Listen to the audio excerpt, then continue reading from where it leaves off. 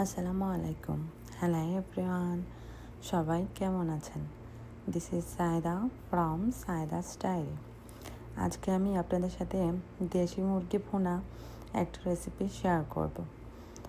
আমি ফার্স্টে ভালোভাবে মুরগি ধুয়ে বাটিতে নিয়ে নিয়েছি। তারপর এতে আদা রসুন বাটা, হলুদ, মরিচ, জিরা, ধনিয়া, গরম মশলা গুঁড়া ও পেঁয়াজ কুচি দিয়ে ভালোভাবে মিশিয়ে নিয়েছি। খেয়াল করবেন, মশলা মাখানোর সময় আমি তেল ইউজ করিনি, কারণ ফার্স্টে যদি মশলার সাথে তেল দিয়ে দেন তাহলে মশলা মাংসের গায়ে লাগবে না। তাই আমি একবার মশলা ভালোভাবে মাখিয়ে তারপর এতে তেল দিয়ে মাখিয়ে নিয়েছি।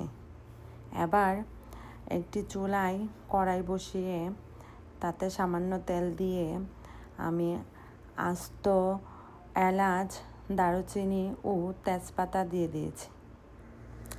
সামান্য পেঁয়াজ কুচি দিয়ে ভালো করে ভেজে নেব। পেঁয়াজ ভাজা হয়ে গেলে এবার ম্যারিনেট করা মাংস দিয়ে ভালো করে নেড়ে চেড়ে সামান্য ভেজে নেব।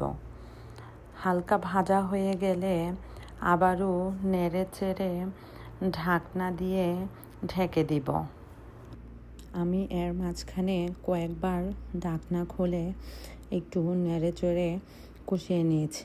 এবার ঝোলের পানি দিয়ে ভালো করে মাংস সিদ্ধ করে নিলেই হয়ে যাবে মজাদার মুরগি ভুনা রেসিপি। ভিডিওটি দেখার জন্য ধন্যবাদ।